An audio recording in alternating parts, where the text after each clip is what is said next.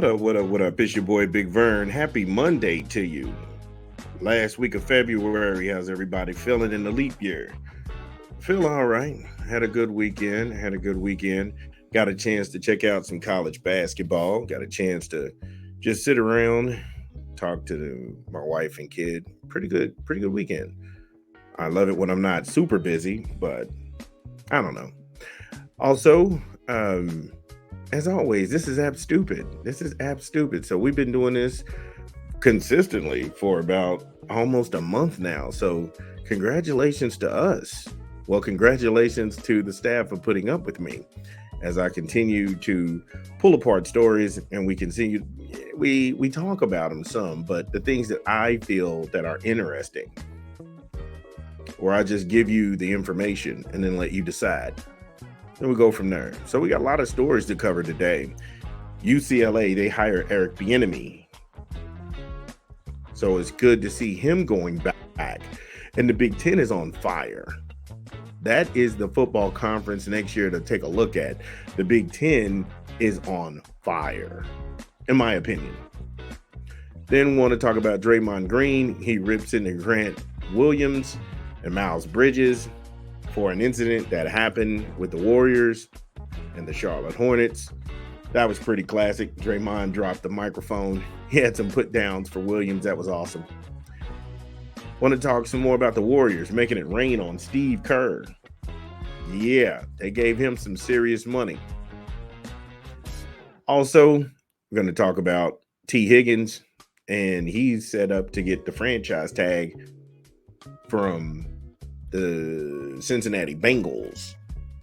Talk about why he shouldn't restructure his deal, why he should take the money and run. We'll go over that. And many more stories to come. So we're going to take a quick 20-second break from an unofficial sponsor of the show, and we'll dive right in. This is Big Vern at App Stupid.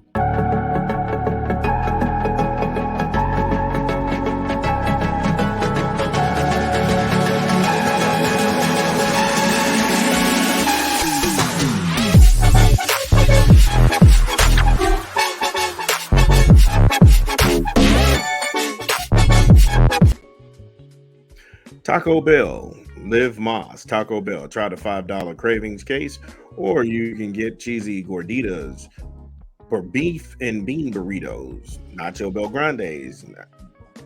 Download the app or visit the good folks at your local Taco Bell. Order online, Taco Bell, Live Más. So we'll start at the top of the hour with the Warriors make it rain on Steve Kerr. Gave him a 2-year extension for $35 million. Yikes. Is he worth it? Now, this was covered by Jack Bear out of Yahoo Sports. And the Golden State Warriors, they've given him $35 million in his contract extension, making him the highest paid coach in NBA history. I do not think that Steve Kerr is a hell of a coach, and I'll explain why. When Steve Kerr was sick and he took a leave of absence from the team, they had Luke Walton take over. And he alone had I'm talking about clicking on all cylinders. He took that Warriors team, and I think they had like the best record overall. If I'm not mistaken, I think that was the same year that they won a record amount of games, like 70-something games. They didn't win the championship that year, I don't think. I think LeBron ended up coming back and beating them. But still in that time frame, this guy took that same team and he did something special. But I mean, that's when you had Klay Thompson in his prime. You had Steph Curry in his prime. Draymond Green was going off and shooting from threes. They had Livingston. They had so many weapons and pieces within Golden State. It was just like, wow. At $17.5 million per season, Kerr will receive a salary higher than all but 5 of the Warriors players this season. So they got money to go around. And anytime we got money, or we talking money on the show, you know what time it is.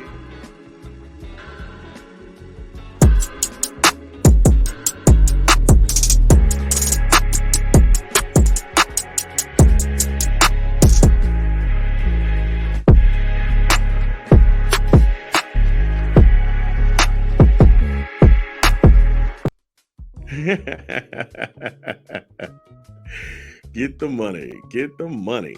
Now, this deal comes with Kerr's 10th season as the Warriors head coach and 2 years since his most recent NBA championship. The luster has faded for the Warriors,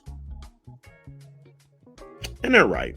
I mean, currently, right now, they're 28 and 26, and they're in 10th place in the Western Conference. So the Warriors, and this is usually what I consider the dog days of the NBA, because you've got to make that push to get into the playoffs. And right now, where the Warriors sit, they are in a play-in situation. So the one thing you don't want is an older team with older legs trying to find the chemistry going down the stretch in the NBA season, because you're going to, if you're in a play-in situation, you have to win the right to go get your head smashed by the number one seed. A younger team, a fresher team, they have home court, they've got the bodies for it, and it doesn't really bode well for you. And that's true, because I'm not saying that he's not worth it. Yes, I am. I am saying he's not worth it. But it doesn't make it doesn't make sense to pay a coach that kind of money who's currently 10th in the NBA. I mean, honestly, if they were to cut this check 3 years ago, then you could see justified, because in that same time he would have won his last championship with Gold State. But right now, with them struggling and they wrote him a check for that much money, it doesn't seem feasible. Doesn't seem feasible at all. The article tried to paint up some scenario of a last dance situation, and I hope that isn't the case, because within this deal, in that 2-year extension, everybody's contract is set to expire. The Draymond Greens of the world, the Steph Currys of the world, Kerr's contract would actually be coming to a close. And so they're trying to recreate this last dance kind of scenario. And I'm honestly to the point where I hope that isn't the case, because that documentary did more harm than it did good.